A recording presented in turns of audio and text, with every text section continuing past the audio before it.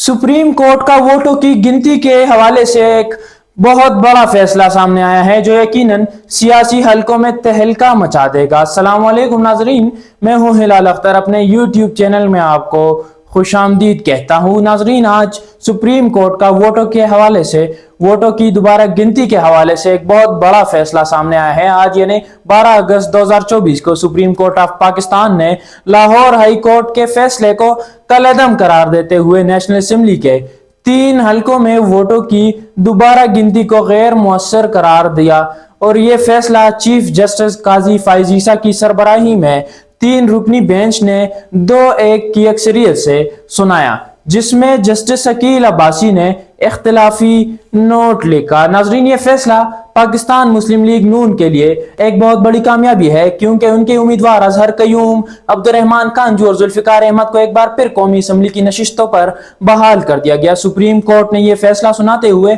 Election commission of Pakistan के इन नताइज को बहाल किया जो दोबारा गिनती के बाद सामने आए थे। नाजरीन, ये केसेस 3 हलकों में यानी NA 154 लोधरा, NA 81 गुजरांवाला और NA 79 गुजरांवाला में था, जहां वोटों की दोबारा गिनती के बाद मुस्लिम लीग नून के उम्मीदवारों को कामयाब करार दिया गया था। तहरीक इंसाफ ने इस फैसले को लाहौर हाई कोर्ट में चैलेंज किया था, जिस पर लाहौर हाई कोर्ट ने दोबारा गिनती का हुक्म दिया था। तहरीक इंसाफ के लिए यह फैसला एक बहुत बड़ा दचका है, क्योंकि वो इन नताइज को चैलेंज कर रही थी जो इलेक्शन कमीशन ऑफ पाकिस्तान की जानिब से दोबारा गिनती के बाद जारी किए गए थे। नाजरीन, चीफ जस्टिस काजी फाइज ईसा और बेंच के दूसरे जज ने दोबारा गिनती को गैर मुअस्सर करार दिया और उन्होंने ये गैर मुअस्सर करार देते हुए कहा कि इस अमल